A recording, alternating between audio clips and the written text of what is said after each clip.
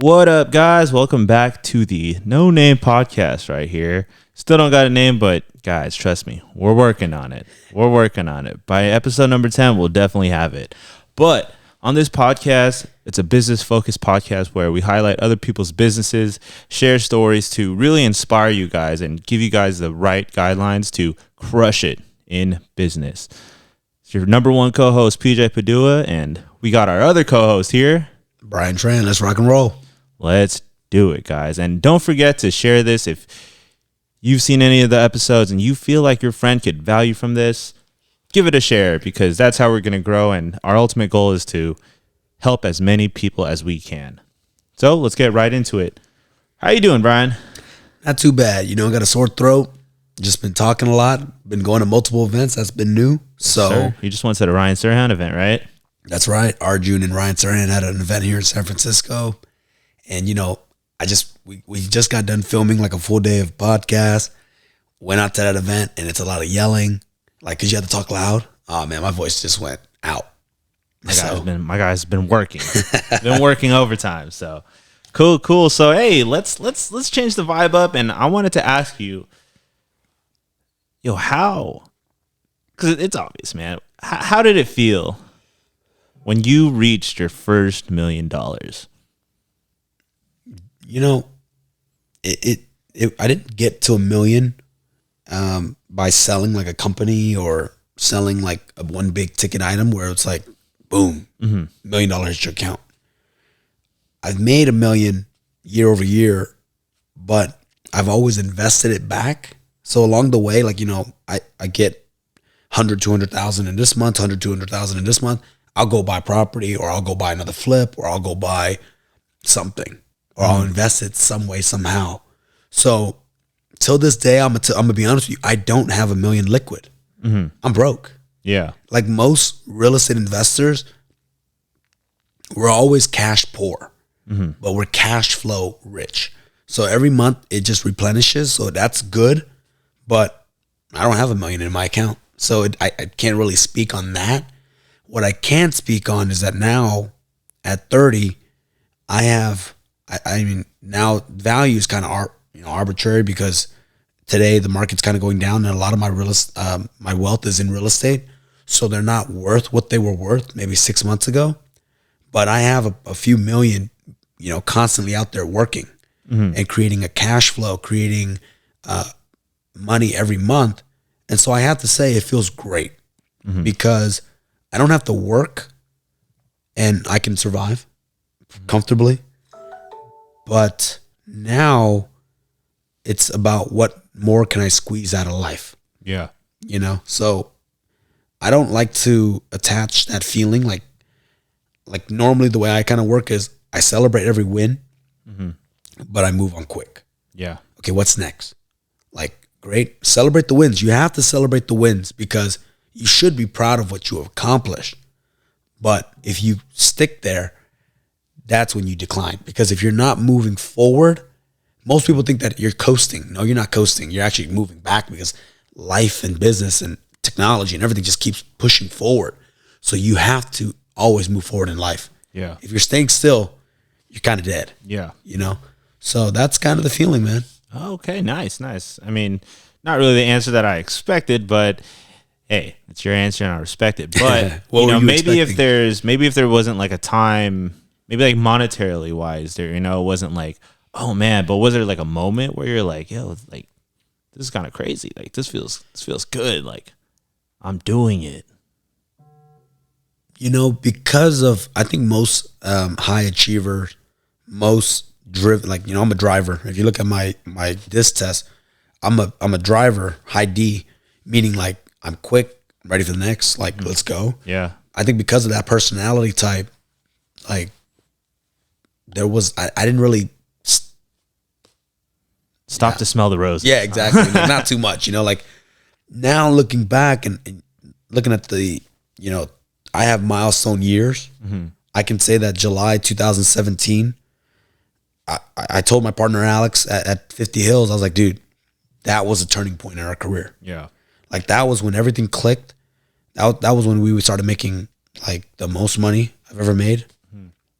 And I think because I didn't stop and say, oh wow, I made 3, 4, 500,000, like it forced me to take that money and try to invest it rather than reward myself and go buy. Yeah. I bought some dumb stuff too, but like I could have bought dumber stuff. You know what I mean? Yeah. But that's kind of what it is. So Ferrari wasn't really dumb. The Ferrari was sick. oh yeah, it was sick. I bought that baby cash. All right. How did it feel buying the Ferrari then? That was actually cool. Like Is that your first supercar? Or? that was my first supercar, but it had the same value or like feeling as when I bought my first new car, or like when you bought your first car. Sick. That's kind of Right? cool.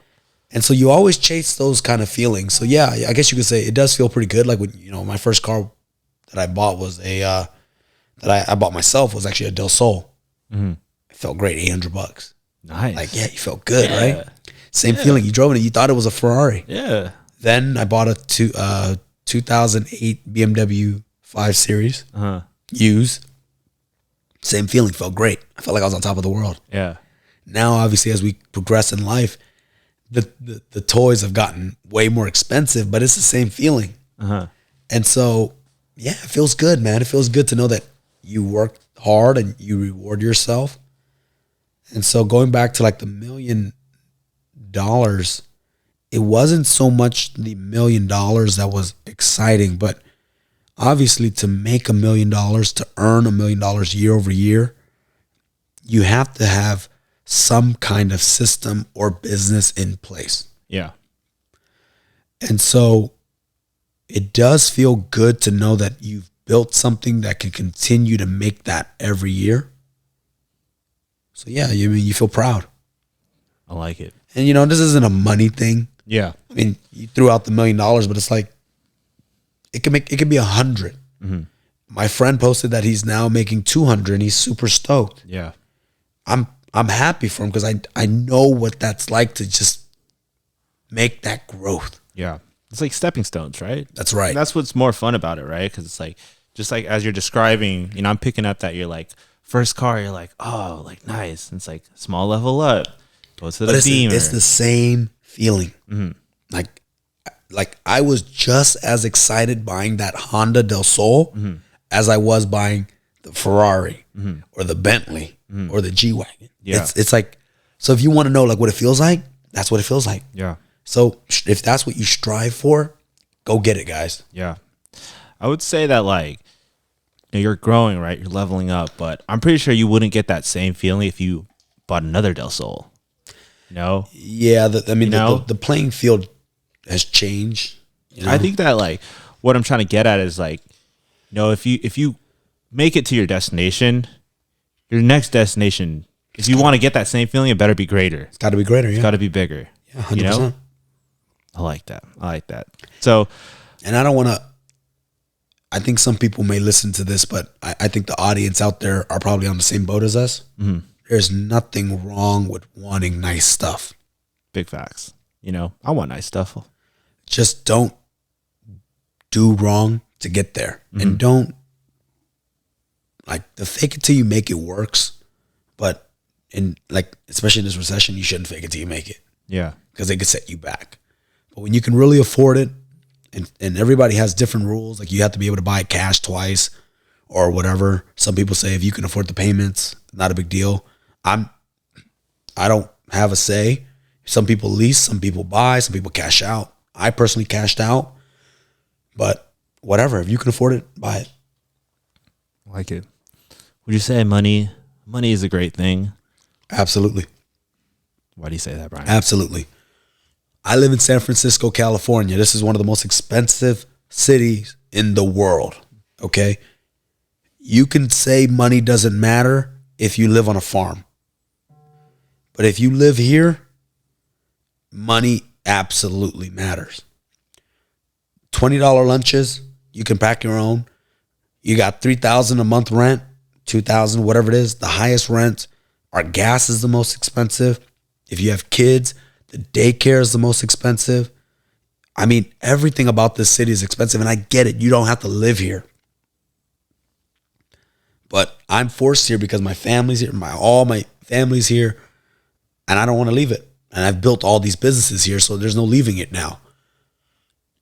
It takes money to live a good life. Right? Like, Yeah. and this is speaking to the people who live in big cities. This is speaking to the people who have bills, kids. I don't have to worry about my kids going hungry. I don't have to worry about my mom or my in-laws. Like, they're covered. Mm-hmm. That is what money buys you. Money buys you security.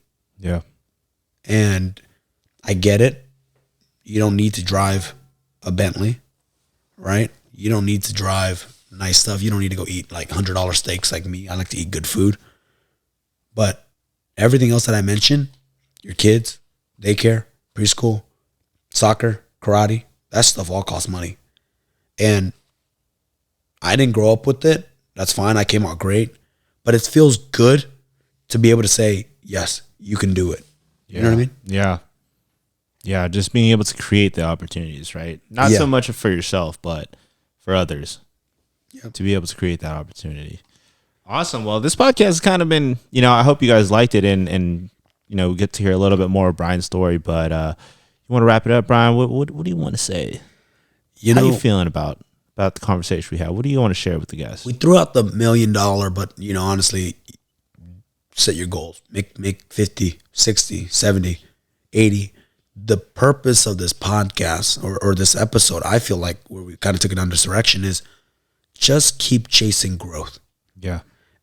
And keep wanting more out of life because you deserve it. And just because your friends are making less than you or the same as you, they're going to try to hold you back and say, dude, you think you are? No, you're trying to become better. You're trying to be better, do better for yourself, for your family, for the people around you. And they don't see the vision yet. I'm here to tell you, keep chasing that growth. Yeah. Keep bettering yourself. I like it. And I want to add, guys, like, figure out what kind of life you want, like very unapologetically. Yeah. Like, if you want to drive the Ferrari and you want to like, blow money, you want to buy like nice clothes, you want to do this. People like to travel. Dinners. Some people want to travel. You want to do whatever. Like, you figure out what kind of life that it is you want, and then figure out how much money that's going to make, and then go make that money. No one's saying make $1 million. No one's saying make 100,000. Like, if you could live your perfect life at 60,000, do it. But if you don't think that's enough to support your life, go write more. Go make more. Yeah. Go chase it. Let's go, guys. Thanks, guys. Thanks, everybody, for watching. I hope you guys enjoyed this podcast, got some insight. Again, share this with your friends, the homies. Go share it if you feel like this could really benefit them and help them out. So thanks for watching, guys. We'll see you on the next one.